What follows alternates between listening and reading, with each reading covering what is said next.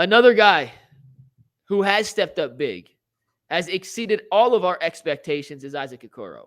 He has been tremendous this season. You can make the case he's been the Cavs' most consistent player from the start of the year till today, outside of Donovan Mitchell. And if you want to say Donovan's ineligible for postseason awards, so he's ineligible for this discussion, I'll hear it. So maybe it is Isaac Okoro, Jason. We're going to talk about his future contract in a sec. But defensively, JB called him the best perimeter defender in the world yesterday. I'm not sure I'd go that far, but I don't think he's too far off. What say you? Yeah, nobody's added more value to themselves this year than Isaac has, and that's obviously from the offensive side. But defensively, if he's not the best on-ball defender in the league, then he's in the top 10, certainly top 5, top 10. And, it took a little bit longer. I think the Cavs drafted him with this idea that, he was a beast defensively and the offense would come. And it took a little bit longer than people would have liked. But it's there now. And again, he's got to do it in the playoffs. He has to shoot this way in the playoffs. But if he does that, he's going to be a very rich man come this summer. You want to hear some numbers? According to NBA's tracking data. So you could actually look, and I'm not sure it's 100% accurate, I'll be honest.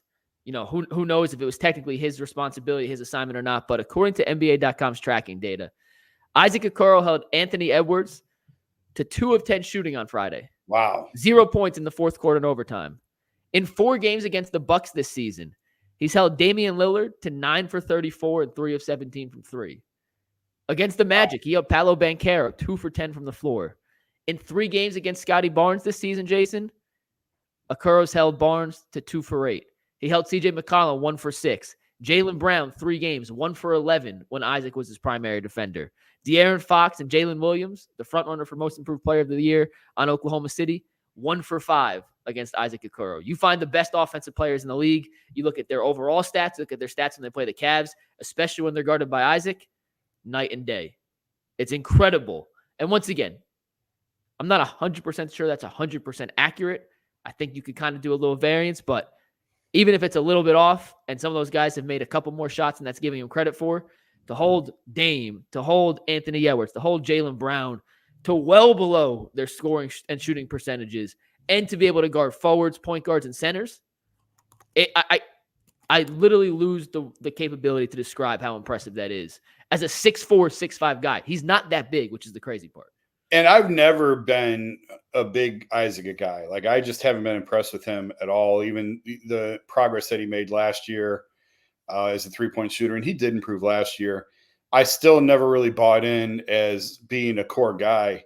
And clearly the Cavs agreed because they went out and signed Max Strus. And, we talked about a couple weeks ago, you're not asking them to do the same things, but what you are asking Isaac to do, he's doing at an elite level. He's shooting 40% from 3. And if you'd have told me before the year, Isaac Okoro is going to be shooting 40% from 3 in mid-March, I never would have believed that. Yeah. So, I mean, he's having, for what they're asking him to do, he's having a phenomenal year. And he's attacking closeouts now. In transition, he's a monster. Like, his defense has always been good. This year it's been taken to another level. But offensively, he's not just a standstill shooter. Right. Like, that's what he should be doing for the most part. They don't usually use him in pick and roll as a ball handler, but he's become a decent slasher. He's become an above-average finisher. And maybe most impressively, when teams leave him open, they make him pay. When they close out, he's able to attack the closeout, make other guys rotate, and he's a pretty good passer off the drive too, Jason, which has allowed guys like George Niang and Max Strus and Dean Wade in these secondary lineups to kind of make the sheer volume of threes that they've been taking and making. It's impressive. And like you said, he's going to get paid. I know you wrote an article looking at contracts for similar position players in the past in lieu of NFL free agency. What do you think the open market value for a guy like Isaac Okoro is? I mean, what did Dillon Brooks get? You and I were talking about this before. What did Dillon get last year? 4 for $80. I mean, I'd rather have Isaac Okoro on my team than Dillon Brooks. He's younger. I don't disagree. Better shooter. So I think that's the baseline, is it not? Let me just confirm it was 4 for $80, not 5 for $80. 4 for $80, $20 million a year. Now, Houston did have a ton of cap space they had to spend last summer, which is why they gave a big contract to Van Vliet. They definitely overpaid for Brooks. No one else on the open market was giving him 4 for $80. But I think that I get a little hesitant to pay for 1 year of production. And I know the NBA and Isaac's as young as it can be, just turned 20. He's 22, turning 23. Like, you're buying the potential based off the 1 year. But I don't know how he gets less than that. I really don't. He's a better shooter than Brooks ever was. He's not a pain in the ass head case, frankly, like Dillon Brooks is. And he's 22. And, he came in the league at 19, was one of the youngest guys in the draft. It was the weird COVID draft where nobody really knew how to scout. Like, the Timberwolves hit it out the park with Anthony Edwards, but Halliburton falls to 11. So, who knows how to truly evaluate it. But I think some team's going to have the cap space. Some team's going to need a 3-and-D wing. Okoro might be the best one available on the open market. He is. It's not a good free agency class to begin with, Jason. Right. And it's not going to shock me. Like, the Cavs are going to be in an absolute pickle if a team offers a 4-year, $80 million, 5-year, $96 million cap sheet for him, because I don't know what Kobe Altman would do in that situation.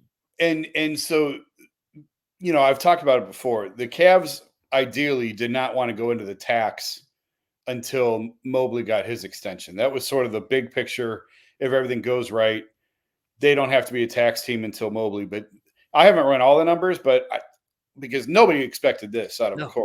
No. So this may change that calculation to where they're going to have to go into the tax earlier than expected. They can match, obviously, any offer. He'll be restricted this summer. They can match any offer that he gets.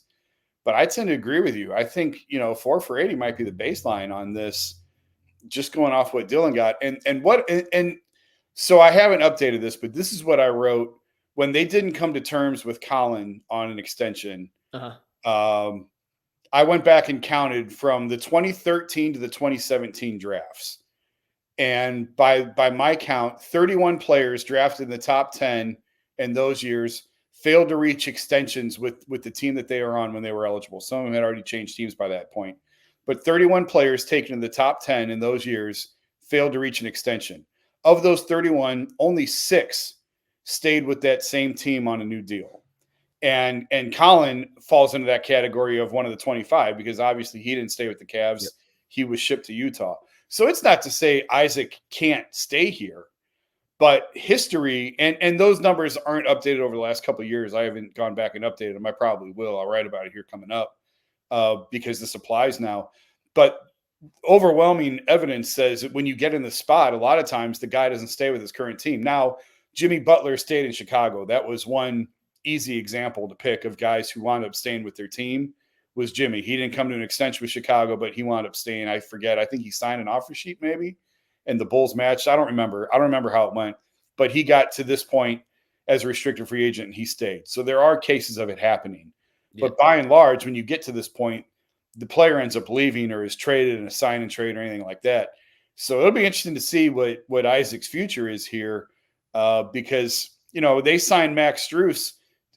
I kind of read that as they signed Max because they were going to let Isaac walk. And Max was going to be the 3 here going forward. But you might have to reevaluate that now based on what Isaac's given you this year. It's a good problem to have. And Max has helped. Max hasn't shot it well, but he's really helped them in other areas. But, I don't know. I don't know what you do from here. I don't know. You trade Max this summer and lean in on Isaac and commit back to Isaac. It's kind of a strange spot to be in. Yeah. So Max got 64 for 4. So we got $16 million a year. And I can't imagine any world, any scenario where Kobe Altman thought to himself, Isaac's going to be worth more than that in a year. Right. Like it improbable thought process to have because what Isaac had shown up to that point, frankly was he had no trade value. Like the Cavs had him on the block last trade deadline. Yes. And we said, and I talked to a couple of guys, like the most they could get back for him at best was a 2nd-round pick. Yeah. No, like he might be a 2 first-round pick guy right now if he was available on the open market. Now, all of this is couched by we got a long way to go. And if Isaac's shooting craters in the postseason, none of this applies. If he has a bad playoff series and he doesn't shoot it well and teams continue to sag off him and he can't take advantage of it, then he probably goes back to what we thought he was. But if he has a good postseason, and by good, I mean shoots at 38% clip, 37, 38% from 3. Yeah, like he's going to make a lot of money this summer. He's setting himself up well for a big payday.